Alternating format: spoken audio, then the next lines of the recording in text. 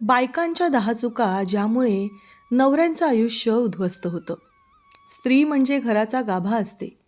तिच्या हातात संसाराची दोरी असते. त्या दोरीने जर हळूवारपणे धरलं तर संसार फुलतो आणि जर घट्ट ओढलं तर गळा आवळला जातो. लग्न म्हणजे फक्त दोन माणसांचं नातं नाही, तर दोन मन, दोन विचार, दोन सवयी आणि दोन जगांचं एकत्र येणं आहे. सुरुवातीला सगळं गोड गोड वाटतं, पण हळूहळू लहान लहान गोष्टीतून तणाव वाढू लागतो. बऱ्याचदा नवऱ्यांच्या आयुष्यात उद्भवणारा त्रास हा बाहेरच्यांमुळे नसतो, तर तो घरातूनच सुरू होतो. बायका नकळत काही चुका करतात ज्या नवऱ्याला प्रचंड त्रास देऊ शकतात. तो गप्प असतो, पण आतल्या आत कुढत असतो. जसं बायका म्हणतात, काय यांचं हे वागणं, ते बदलतच नाहीत. तसंच नवराही मनात म्हणत असतो, ही पण काही कमी नाही. या छोट्या छोट्या चुकांमुळे नवरा वैतागतो, कंटाळतो, घराची ओढ कमी होते आणि नात्यात दुरावा निर्माण होतो. या सगळ्या गोष्टी सांगण्यामागे माझा हेतू कोणालाही दोष देणं नाही, तर प्रत्येक वेळी दोष पुरुषाचाच नसतो. आपणही एकदा आरशात स्वतःकडे बघावं, इतकंच मला म्हणायचं आहे. चला तर बघूया अशा 10 चुका ज्या बायका नकळत करतात आणि ज्यामुळे नवऱ्याचं आयुष्य हळूहळू उद्ध्वस्त होऊ लागतं. 1. नेहमी तक्रारींचा पाऊस. तू कधी बदलणार? तू काहीच करत नाहीस. तू मला समजूनच घेत नाहीस. कधी सुधारणार तू? असं जर कोणाला सतत ऐकावं लागलं तर कोणाचाही जीव कंटाळतो. नवरा कामावरून दमून घरी आला तर त्याला थोडा शांतपणा, थोडं हसू हवं असतं. पण अनेकदा घरात पाऊल टाकल्याबरोबर तक्रारींचा पाऊस सुरू होतो. लहान सहान गोष्टीत बायका टोचत राहतात. हे का केलं नाहीस? फोन का केला नाहीस? हे आणायला सांगितलं होतं, असा कसा विसरलास? एवढं काय काम असतं तुला? वगैरे वगैरे. मित्रांनो, कधीतरी पाऊस जेव्हा सतत पडतो ना, तेव्हा मजबूत झाड पण कुजतं. तसंच हेही लिमिट क्रॉस झालं की मग डोक्यात भुसा व्हायला सुरुवात होते. प्रेमाचं नातं हे पावसात भिजलेल्या अंगणासारखं असावं, पण इथे तक्रारींचा पाऊस इतका वाढतो की अंगणाचं चिखल होऊन जातं. हळूहळू नवऱ्याचं मन घरात शांतता शोधण्याऐवजी बाहेर कुठेतरी शांत कोपऱ्यात पळू लागतं. बोलणं कमी होऊ लागतं. संवाद तुटक होऊ लागतो. संवाद तुटला की मनं दूर जातात. म्हणून माझ्या मैत्रिणींनो, थोडं बोलणं कमी करून ऐकणं वाढवलं तर नवऱ्याचं मन घराकडे खेचलं जाईल. प्रत्येक वेळेस तक्रार न करता एखाद्या वेळी प्रेमाने बोललात तर त्याचा परिणाम दुप्पट चांगला होईल. 2. इतरांशी तुलना करणे. शेजारचा अमका बघ, रोज बायकोला बाहेर घेऊन जातो. तू मला कामवाली करून ठेवली आहे. त्यांच्या घरी बघ कशी गाडी आहे, आपण कधी घ्यायची? त्या शेजारच्याला किती पगार आहे, तुला तेवढा कधी मिळणार? अशी तुलना नवऱ्याच्या मनात चीड निर्माण करते. प्रत्येकाचं आयुष्य वेगळं, परिस्थिती वेगळी, शिक्षण वेगळं आणि नशीबही वेगळं. सगळे अमुक अमुक नसतात आणि सगळ्या बायकाही सती सावित्री नसतात. नवरा काहीतरी आपल्या परीने करत असतो. स्वतःला भरपूर ताण देऊन घरातल्यांच्या इच्छा आकांक्षा पूर्ण करण्याचा प्रयत्न करत असतो. यासाठी कधीतरी स्वतःच्या इच्छाही मारत असतो. पण अशा तुलनांनी त्याच्या प्रयत्नांची किंमत शून्य केली जाते. त्याला वाटतं कितीही केलं तरी हिला समाधान नाही आणि तो हळूहळू प्रयत्नच करणं बंद करतो. तुलना म्हणजे तेलात मीठ टाकल्यासारखं. त्याला काही प्रयत्न लागत नाही, पण चव मात्र नक्कीच बिघडते. सतत इतरांशी तुलना केल्याने नातं स्पर्धा बनतं, सहजीवन नाही. नवऱ्याचं थोडं कौतुक करा. इतरांशी तुलना न करता स्वतःच्या नात्याचं मोल वाढवा. कौतुकाची एक ओळ 1000 तक्रारींवर मात करते. 3. पैशासाठी सतत दबाव टाकण्याची वृत्ती म्हणजे भयानक टॉर्चर. महिन्याच्या पगाराच्या 3 पट खर्चाची यादी तयार ठेवणाऱ्या बायका नवऱ्याला नेहमीच ताणात ठेवत असतात. हे आण, ते आण, अमकं कर, तमकं दे, हे पाहिजे, ते पाहिजे, हे सतत चालूच. नवरा कितीही प्रयत्न करून पैसा आणत असला तरी तो पुरेसा नाही, हेच तो सतत ऐकत असतो. यामुळे त्याच्या मनावर ओझं येतं. तो गप्प असतो, पण आतून तुटत असतो. त्याला या टेन्शनमुळे अन्नही गोड लागत नाही. माझ्या मैत्रिणींनो, झाडावर फळ तयार व्हायला वेळ लागतो, तोडायलाही कष्ट लागतं, पण त्याची मागणी एका सेकंदात होते. या मागण्या जेव्हा भावनेशिवाय आदेशासारख्या वाटतात तेव्हा नवरा बायकोपासून मनानं दूर जातो. पैशावरून रोज ताण वाढला की संसाराचा गाडाच घसरतो. म्हणून पैशाचं नियोजन एकत्र करा. मागण्या कमी, समजूतदारपणा जास्त ठेवा. एकत्र बजेट ठरवा. त्यामुळे ताण कमी होईल आणि एकमेकांवरचा विश्वास वाढेल.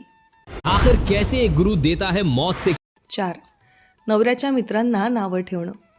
तुझे मित्र म्हणजे फुकटखोरांचे टोळके आले रिकामटेकडे बोलायला. आज सुट्टी आहे, कुठे चाललास मित्रांबरोबर गाव भटकायला, असं आपल्या जीवाभावाच्या मित्रांबद्दल ऐकलं की कोणालाही वाईटच वाटणार. मित्र हा प्रत्येक पुरुषाच्या आयुष्याचा महत्त्वाचा भाग असतो. बायका अनेकदा नवऱ्याच्या मित्रांकडे संशयाने किंवा तुच्छतेने पाहतात. यामुळे काय होतं माहिती आहे का, नवरा मित्रांपासून दूर जात नाही, उलट बायकोपासून लांब जातो. कारण त्याला आपलं स्वतःचं जग टिकवायचं असतं. बायकोने त्याच्या मित्रांवर टीका केली की तो आतून विचार करतो, माझ्या जगाची आतल्या हळव्या कोपऱ्याची हिला काही समज नाही, किंमतही नाही. हळूहळू तो घरात बोलणं कमी करतो, कारण त्याला माहीत असतं की प्रत्येक गोष्टीवर ही टोचणारच. बाहेर मित्रांसोबत मनमोकळ्या गप्पा करून आलेला तो तिच्याशी बोलायला मात्र कचरू लागतो. म्हणून त्याच्या मित्रांचा अपमान न करता त्याला थोडं समजून घ्या, सारखं टोचू नका. त्याच्या मित्रांचा सन्मान ठेवला की नवरा आपोआप घरात मोकळेपणाने बोलतो. 5. नवऱ्याच्या आवडींकडे दुर्लक्ष करणे. क्रिकेट असो, बाईक असो किंवा म्युझिक. बऱ्याच बायका याकडे वेळेचा अपव्यय म्हणून बघतात. पण प्रत्येक माणसाची आवड निवड वेगळी असू शकते. तुम्हाला जी गोष्ट आवडते ती त्याला आवडेलच असं नाही. त्याची ती आवड दाबली की तो व्यक्त होणं थांबवतो. त्याने त्याची आवड दाबली की त्याच्या मनात तुमच्याविषयी राग तयार व्हायला लागतो. त्याच्या आवडीचा अपमान म्हणजे त्याच्या व्यक्तिमत्वाचा अपमान असतो. छोट्या छोट्या गोष्टींवर हे काय बाळबोध आहे, हा काय बावळटपणा आहे, असं म्हटल्यावर ते वरवर काही दाखवत नसले तरी आतून तुटत असतात. जिथे माणसाला मोकळेपणाने स्वतःसारखं राहता येत नाही, व्यक्त होता येत नाही, तिथे तो जास्त वेळ टिकत नाही. त्याला जर त्याच्या आवडींमध्ये साथ दिलीत, एक क्रिकेटचा सामना त्याच्यासोबत पाहिला, एखादं गाणं एकत्र ऐकलं, तर बघा त्याच्या चेहऱ्यावर कसा आनंद फुलतो. मग टाका एखादी गुगली, लाडाने मागा एखादी आवडीची वस्तू, बघा सहज मिळते की नाही ते. असे क्षण नात्याची ताकद वाढवतात. सतत नाक मुरडल्याने काही उपयोग होत नाही. म्हणून नवऱ्याच्या आवडींचा आदर करा, त्याला थोडा वेळ द्या. या छोट्या सवयी नातं घट्ट बांधून ठेवतात. 6. घरात बॉसगिरी करणे. माझं ऐक, मी सांगते तेच कर, मी सांगते तेच कपडे घाल, मला आवडते तेच जेवण मी बनवणार, असा हुकुमशाही स्वभाव नात्यातली मज्जा घालवतो. नवऱ्याला घरातली स्वतःची जागा हरवल्यासारखं वाटू लागतं.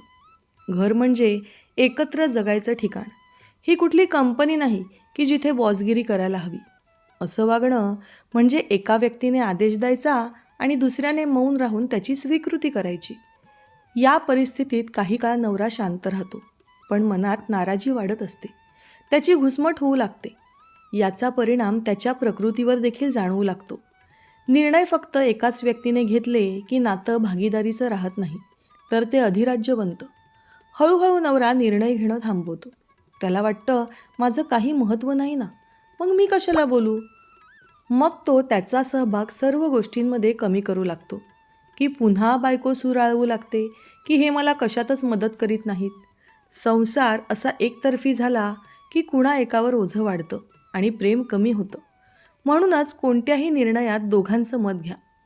घर दोघांचं तर मग हुकूम एका व्यक्तीचा का. संवादातून घर चालतं, आदेशातून नाही. 7. भांडणात जुनी प्रकरणं उकरून काढणे. 5 वर्षांपूर्वीचं विसरलेलं भांडण पुन्हा उकरून काढणं ही सवय अनेक बायकांमध्ये असते. एक भांडण सुरू झालं की जुन्या सगळ्या तक्रारींचा पिटारा उघडतो. असं केल्याने भांडण सुटत नाही, उलट अजूनच गुंता वाढत जातो. नवऱ्याला वाटतं झाली असेल चूक, पण आता का उकरून काढायचं, हिला काहीच विसरता येत नाही का, हिने किती विष मनात साठवून ठेवलं आहे असं त्याला वाटतं आणि तो भावनिकदृष्ट्या तिच्यापासून दूर जाऊ लागतो. प्रत्येक वेळेस भूतकाळ ओढून आणल्यावर वर्तमानातली चर्चा निरर्थक बनते. मनात राग साठतो, संवाद बंद होतो. मित्रांनो, जुनी हाडं उकरली की वासच येणार हे लक्षात ठेवा. नवऱ्याला वाटतं की या भांडणाचा शेवट कधीच होणार नाही, कारण प्रत्येक वेळी नवीन मुद्दा आहेच, पण त्यात जुन्याचीही भर पडलेली असते. अशा वेळी तो मनाने शट डाऊन होतो. मैत्रिणींनो, नात्यात प्रेम शांती टिकवायची असेल तर भूतकाळाला विश्रांती द्या. वर्तमानातील समस्या सोडवा. नात्यात नव्याने पान सुरू करायला शिका. 8. नवऱ्याच्या कुटुंबाला कमी लेखणं. सासू, सासरे, दीर आणि त्यातल्या त्यात अधिक न पटणारं नातं म्हणजे नणंदबाई. तुझ्या घरचे मला माझ्या घरात नकोत, असे जेव्हा बायको नवऱ्याला म्हणते तेव्हा त्याच्या हृदयावर किती घाव होत असतील याचा विचार तुम्ही कधी केला आहे का? तुमच्या आईवडिलांच्या बाबतीत कोणी असं म्हटलं तर तुम्हाला कसं वाटेल? तसंच त्यालाही वाईट वाटत असतं. आपल्यासारखे रडून आरडाओरडा करून ते ही भावना आपल्यापर्यंत पोचवत नाहीत, पण आतून मात्र ते तीळ तीळ तुटत असतात. तुझ्या घरच्यांना काही कळत नाही हे वाक्य नात्यात खोल जखम करतं. नवरा त्याच्या आईवडिलांचा अपमान सहन करू शकत नाही, जरी तो गप्प असला तरी. अशा बोलण्यामुळे नवरा कात्रीत अडकतो. एकीकडे बायको, दुसरीकडे घरचे. यामुळे तो मनाने थकतो. सतत त्याच्या घरच्यांवर टोमणे, टीका केल्याने त्याच्या मनात बायकोबद्दलचा आदर कमी होतो. त्याला वाटतं ही माझ्या माणसांचा सन्मान करत नाही, मग माझा कसा करेल? ही भावना तुमच्या नात्यात मोठी भेग पाडते. काही वेळा तो गप्प राहतो, पण मनात हळूहळू कटुता साचत राहते. प्रत्येक कुटुंबात मतभेद असतातच. आपल्याला सासरच्या सगळ्याच गोष्टी पटतीलच असं नाही, पण जे काही आहे ते शांतपणे बोला. अपमान करू नका. समजूतदारपणा हवा. दोन्ही घरांमध्ये सन्मान ठेवलात तर संसार अधिक छान फुलेल. नवऱ्याला स्वतःचं वेगळं आयुष्य जगू न देणं. त्यालाही स्पेसची गरज असते. ऑफिस टूर, मित्रांसोबत फिरायला जाणं, एकटं थोडा वेळ घालवणं, या गोष्टींवर काही बायका चौकशी सुरू करतात. कोण आहे? कुठे जातोयस? कशाला जातोय? जाणं गरजेचं आहे का? नाही गेलास तर चालणार नाही का? जणू CID ऑफिसर. पुरुषालाही थोडा स्वतःचा वेळ हवा असतो. प्रत्येक क्षणावर नियंत्रण ठेवलं की तो गुदमरतो. हळूहळू तो सांगणंच बंद करतो, कारण त्याला वाटतं काहीही सांगितलं की चौकशी होणारच. विश्वास कमी झाला की नात्यात शंका वाढतात. शंका वाढल्या की मनं दूर जातात. एखाद्या व्यक्तीला 24 तास रिपोर्ट द्यावा लागला तर ते प्रेम नाही, ती कैद होते. मित्रांनो, विश्वास नसेल ना तर सावलीसुद्धा शत्रू वाटू लागते. त्याला थोडा स्पेस द्या. विश्वास ठेवा. तुम्ही देखील मैत्रिणींबरोबर फिरायला जा, तुम्ही देखील स्पेस घ्या. याने नातं अधिक घट्ट होईल. एकमेकांना थोडं जगू द्या, नातं फुलू द्या. 10. नेहमी मीच बरोबर आहे असा हट्ट करणे. काही बायका डिस्कशन असो वा डिसिजन, मीच बरोबर असाच दृष्टिकोन ठेवतात. नवऱ्याने जरा काही सांगितलं की लगेच प्रतिवाद किंवा विरोध करायचा. हा हट्ट नात्यात समजुतीचा पूल टिकू देत नाही. नवऱ्याला वाटतं माझं मत काही किमतीचं नाही किंवा ही काही ऐकण्याच्या मनस्थितीत कधीच नसते, मग जाऊ दे ना, कोण बोलतंय हिच्याशी? तो बोलणंच बंद करतो. अशा बायकांच्या हट्टीपणामुळे नवरा बायकोंमधला संवाद संपतो. उरतो केवळ संघर्ष. नात्यात मी आणि तूपेक्षा आपण असावं. हट्टाने कोणीही जिंकत नाही, उलट दोघं हरतात. हट्ट हा प्रेमाचा शत्रू आहे. सतत मीच बरोबर म्हटलं की दुसऱ्याला वाटतं त्याचं मत महत्त्वाचं नाही, त्याचं अस्तित्व गौण आहे. अशा वातावरणात प्रेम नव्हे तणाव वाढतो. म्हणून हट्टाऐवजी संवाद वाढवा. मतभेद असणं स्वाभाविक आहे, पण समजूतदारपणा ठेवलात की नातं आयुष्यभर चांगलं राहतं. मित्रांनो, नवऱ्याचं आयुष्य उद्ध्वस्त होतं असं म्हणणं म्हणजे तोच बिचारा आहे असं नाही. बऱ्याच वेळा त्यांच्याही अनेक चुका असतात. या चुकांमुळे नात्यात ताणही निर्माण होतो. पण काही वेळा स्त्रियांनीही जरा थोडं थांबून स्वतःकडे पाहिलं, स्वतःच्या बोलण्याचा, वागण्याचा विचार केला तर अनेक गैरसमज टळतील. प्रेम टिकवण्यासाठी मोठमोठे त्याग लागत नाहीत. छोट्या छोट्या सवयी बदलल्या तरीही नातं फुलतं. नवरा आणि बायको हे दोघेही एकाच बोटीत बसलेले प्रवासी आहेत. दोघांनीही तक्रारी, तुलना, हट्ट हे सारं बाजूला ठेवून संवाद, समजूतदारपणा यांना आयुष्यात जागा द्यायला हवी. ज्यांच्या घरात बोलणं गोड असतं तिथे संसारही साखरेसारखा गोड असतो. मित्रांनो, दररोज विविध सकारात्मक विचारांसह आपण भेटत असतो. तुमचे जीवनही असेच सकारात्मक विचारांनी भरून जाऊ.